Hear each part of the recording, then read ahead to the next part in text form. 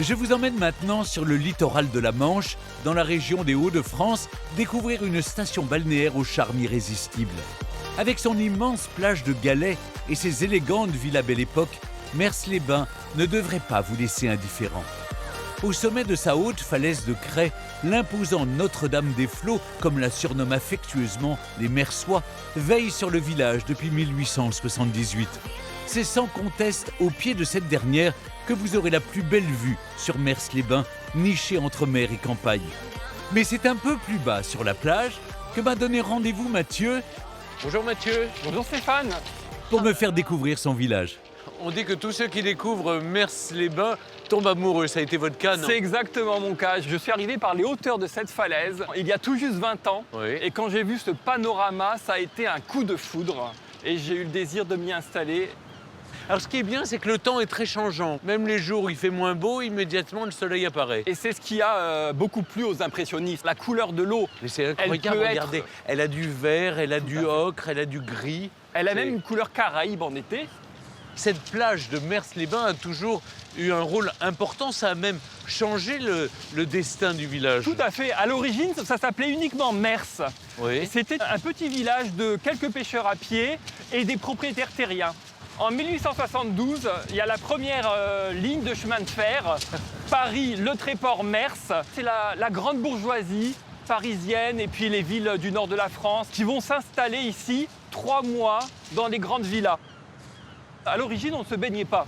C'est à Brighton, en face, en Angleterre, que le prince de Galles va développer des bains thérapeutiques. Et c'est la comtesse de Berry qui va ramener ça en France. Moi, ce que je préfère ici à Mers-les-Bains, c'est le vent. On surfe à Mers-les-Bains, on a Ah une oui. école de voile, il y a des surfeurs, du kitesurf. Vous m'avez parlé de cette très jolie villa du 19e siècle. Eh bien, j'ai justement rendez-vous avec Ricardo qui va m'en dire un peu plus. À tout à l'heure. Merci Mathieu. À tout à l'heure, Stéphane. Avec la mode des bains de mer et un important afflux de vacanciers dans le village de Mers-les-Bains, industriels, aristocrates ou encore riches bourgeois ne tardent pas à faire construire ici leur résidence secondaire. Problème, le front de mer n'est pas extensible. Bonjour Ricardo. Alors, expliquez-moi une première chose. Pourquoi est-ce qu'elles sont si étroites et si hautes, ces maisons? Tellement la ville avait gagné en attrait avec la mode des bains de mer, beaucoup de propriétaires sollicitent d'avoir un emplacement. Et c'est l'idée qu'ils ont trouvée, donc de construire très haut et très C'est étroit. très étroit. C'est ce qu'on appelle des villas anglo-normandes. Tout à fait, notamment par l'emploi des bow windows. L'idée, c'est d'avoir une avancée pour pouvoir voir la mer. Alors les noms Miarca, Lambardé, Miramar, ces noms sont restés les mêmes depuis l'origine? Oui, vous avez par exemple un propriétaire qui, pour rendre hommage à son épouse, lui donne son nom. Vous allez avoir aussi beaucoup d'œuvres musicales, comme Rigoletto, comme Carmen. Les tubes de l'époque. Elles sont protégées et donc elles gardent leur physionomie d'autrefois. Voilà, tout à fait. Elles sont classées donc en site patrimonial remarquable. Ah oui. On ne peut pas faire ce qu'on veut, on ne peut pas peindre comme on veut, on ne peut pas mettre de volets roulants, on ne C'est peut pas très mettre bien. de PVC. Alors Stéphane, moi je tenais à vous montrer cette rue avec des villas vraiment les plus folles au niveau architectural. Là je vous présente par exemple une villa signée par l'architecte parisien Édouard Niermans. Ah, c'est celui qui a fait le Moulin Rouge et l'hôtel Negresco à Nice, par exemple. Tout à fait. C'est une villa jumelle, symétriquement opposée. Il dédie chacune des villas à un de ses enfants. Ah oui, Yann et Elena, ah oui. On sent bien qu'il y a une sorte de surenchère Oui. dans cette ville. On a de l'argent et on veut le montrer. Et on essaie d'avoir la plus belle façade par rapport aux voisins. Alors ici, je vous présente Bonabri, qui est surnommée la villa zoomorphe. Oui, parce qu'il y a des animaux partout. Je vois par exemple un bec de canard. Et vous avez aussi des têtes de léopard. Ah oui, de en- tête. Ah en oui, rappel. absolument.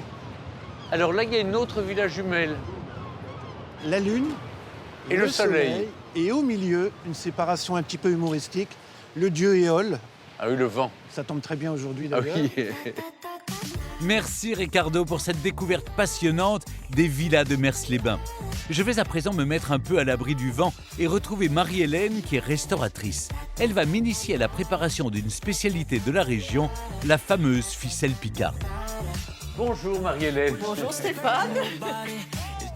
Racontez-moi l'histoire de la ficelle picarde. C'est vraiment le plat traditionnel. Oui, c'est un cuisinier, Marcel Lefebvre, qui l'a inventé dans les années 50 lors de la foire exposition d'Amiens. Oui. Et ça devait être servi à des notables de la région. Et ça a été très apprécié. Alors, on a besoin de quoi? Une crêpe ordinaire. C'est une crêpe ordinaire. D'une duxelle de champignons, donc Donc, il faite faut à base d'échalotes bien ciselées, Ciselées, bien cuites sûr. au beurre.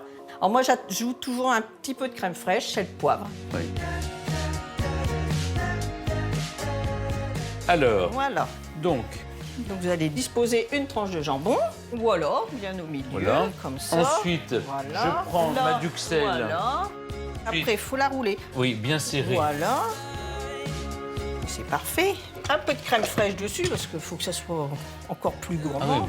Et maintenant, Un je peu mets du râpé. d'emmental râpé. Et là, je mets dans le On four. enfile dans le On enfile four. là dans le four. Et voilà. Bon, ben, il y en a déjà une de prête, une qu'on va pouvoir goûter.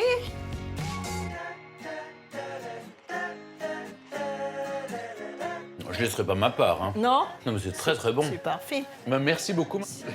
Merci beaucoup. Merci, je vais continuer ma balade. D'accord. Dans Mers-les-Bains. Eh Merci.